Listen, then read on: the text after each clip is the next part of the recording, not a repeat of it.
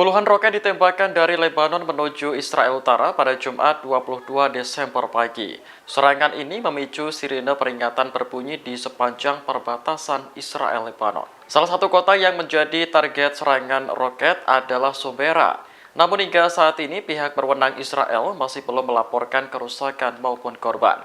Menurut laporan Anadolu Agency, jumlah roket yang ditembakkan sekitar 24 buah.